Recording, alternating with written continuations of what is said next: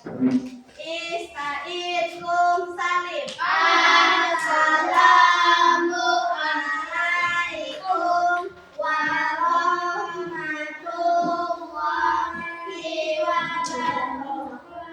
wabarakatuh. Waalaikumsalam warahmatullahi wabarakatuh.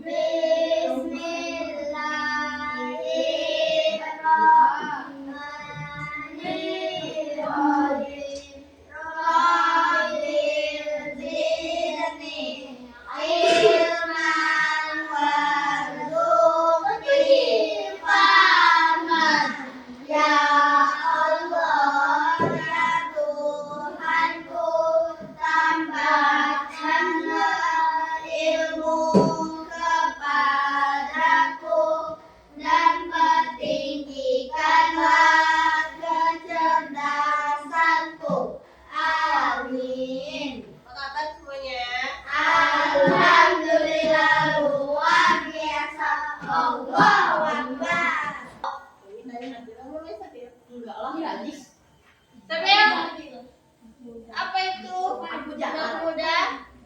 Aku jalan, minum aku udah ganti. Kamu jalan apa kakak kau? Ami aku Adil. tahu. Apa itu akhlak mahmuda? Akhlakul karimah. Umi aku tahu. Nadifa, apa itu akhlak mahmuda? Umi aku tahu. Akhlak baik. Akhlak yang Akhlak terpuji. baik atau Well, kamera aku pintar kan? terpuji atau yang baik? Lawan kata dari mahmuda apa? Karimah. Lawan kata. Muda. Apa lawannya? Kalau perilaku yang tidak baik apa itu? Mazmumah. Masmu?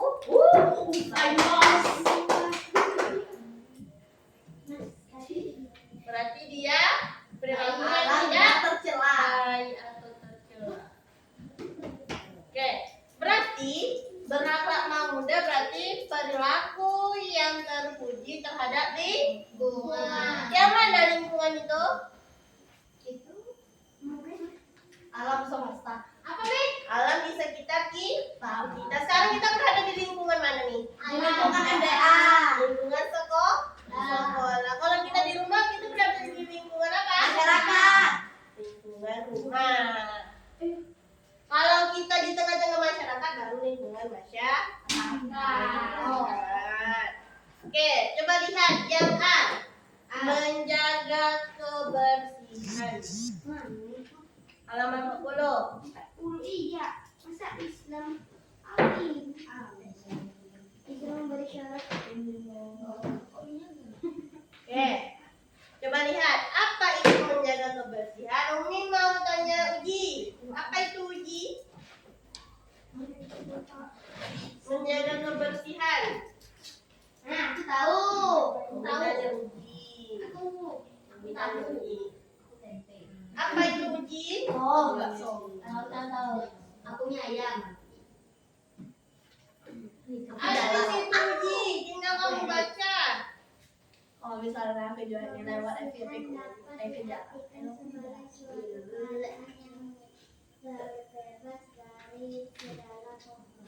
Oke, kebersihan itu adalah suatu keadaan yang terbebas dari segala kotoran. Coba lihat gambar di atas. Lagi ngapain mereka? Gotong royong. Gotong royong. Membersihkan apa? Lingkungan. Lingkungan. Itu salah satu bukti kalau kita harus menjaga kebersihan. Kebersihan itu ada dua aspek. Apa saja? Islam. Kebersihan lahir dan batin. Tahu nggak perbedaan lahir dan batin itu apa? Enggak. Lahir. buat tinggal Hah? hidup. Oke, kalau batin? Batin meliputi Batin. usaha untuk menghindar batin kita sih dari Sifat-sifat tercela yang bisa mengotorinya. antara lain Tinggi, serakah, sombong, angkuh, dan sebagainya. Oke. Jadi kebersihan lahir itu yang berada yang kita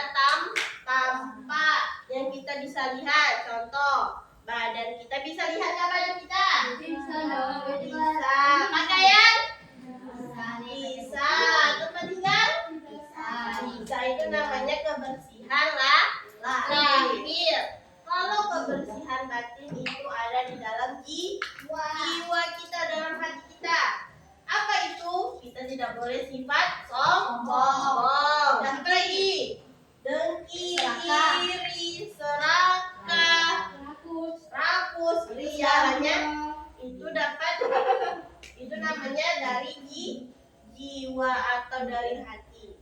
Jadi kita harus membersihkan lahir dan batin. Oke. Coba dalil tentang menjaga kebersihan itu ada di salah satunya dalam Quran surah Al-Baqarah ayat 222.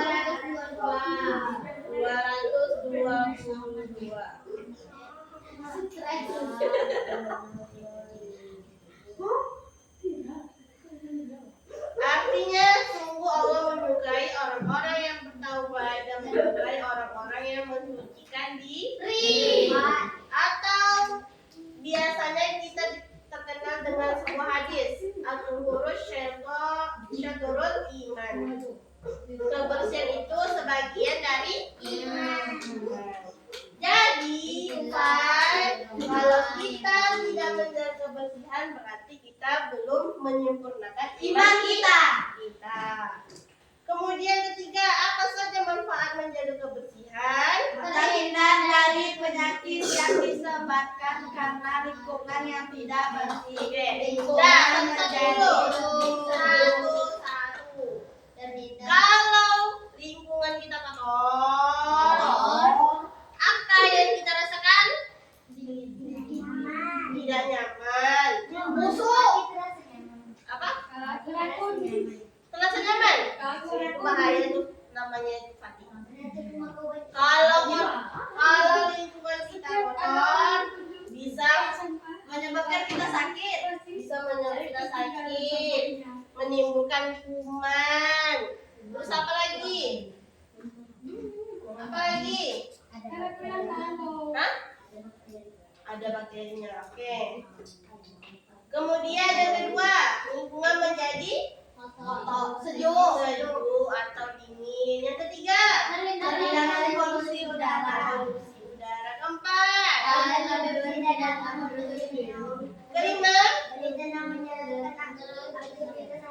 Oke, sekarang coba Ana Umi lihat yang 4, kisah orang berperilaku menjaga kebersihan. Judulnya kisah penyapu masjid Rasulullah. Nanti Umi kasih tugas, tapi sebelum itu kita lanjut bentar. Yang 5, mempraktekkan perilaku menjaga kebersihan. Yang pertama, anggota badan. Apa saja mempraktekannya? Mandi berapa kali? Minimal 2 kali. Aku 3 kok. Kalau pagi mau MDA sama balai MDA, karena balai MDA kan berkeringat. Betul. Mati kamu mandi? Enggak. Oke, jujur ya. Terus apa lagi? Menggosok gigi. Berapa kali kita gosok gigi? 3. Pagi. Bangun tidur. Baru tuh aku mau MDA tadi gosok gigi baru malam. Oke, dan sebelum tidur minimal 2 kali ya. Bangun tidur pagi hari dan sebelum tidur pada malam hari. Yang ketiga, memotong kuku yang panjang. Sebelum itu Umi mau lihat apakah ada yang tidak potong kuku? Pendek kali. Lihat. Oh, keduanya. Nggak mau. Ada dibersihkan lagi ya. Keduanya. Bersihkan dikit lagi. Bersihkan dikit lagi Fatih. Tengok. Sebentar. 5, 10. 10.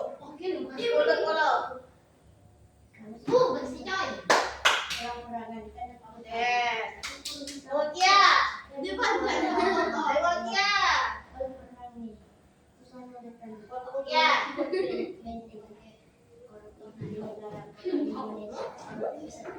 Oke.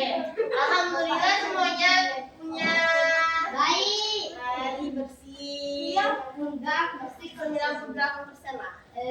Berarti ada 2 orang yang nggak bersih. Kemudian mencuci tangan dan kaki setelah melakukan aktivitas sehari-hari.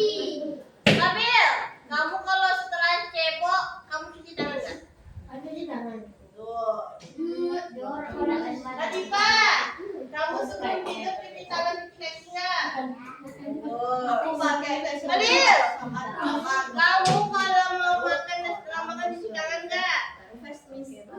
Berarti itu sudah menjalankan kebersihan. Kemudian yang kedua, kebersihan di rumah. Apa saja yang harus kita bersihkan di rumah? Halaman, piring, cuci piring, cuci baju, di WC, nyapu, Membersihkan tempat tidur. membersihkan tempat tidur, Meja. membersihkan got. Membersihkan meja. Pintu. Membersihkan meja. Pintu. Membersihkan Mengelap jendela. meja. Dan masih banyak lagi. Yang ketiga, kebersihan di sekolah. Apa saja? Kelas. Menghapus papan tulis. Papan tulis. Yang lain? Menaikkan kursi. Menaikkan kursi ketika mau nyapu. Ngepel kalau Lap lantai jendela. jelek. Buka jendela. Lagi, apa lagi? Lap jendela. Jendela. Membersihkan lingkungan. Membersihkan halaman kelas. Kemudian yang terakhir, kebersihan lingkungan seperti masjid, musola, pasar, terminal, tempat rekreasi dan lainnya. Apa saja caranya? Membuang sampah pada tempatnya. Apa lagi? Membersihkan selokan dari sampah. Sampah-sampah. Apa lagi? Melakukan kegiatan kerja. Kerja bakti atau gotong royong. Terakhir, Tanaman agar udara tetap bersih. oke. Nah, ini tugasnya. Baca kisah tersebut. Baca kisah tersebut. Kemudian apa pesan atau hikmah yang dapat kita ambil dari kisah tersebut? Berarti harus sama ketiga-tiganya. Ya, Sama satu kelompoknya sama. Ini halaman berapa? halaman kedua. Kemudian itu tugas pertama. Halo. Yang pertama tadi pesan. Yang kedua tugasnya, ya perhatikan dulu. Kita yang kedua,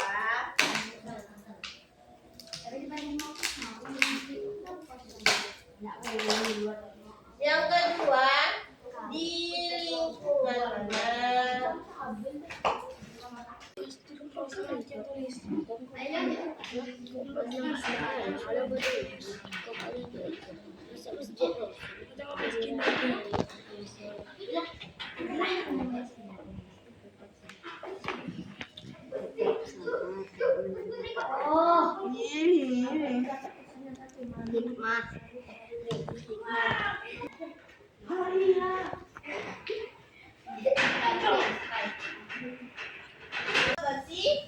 Kebersihan itu sebagian dari Dari karena kebersihan itu sebagian dari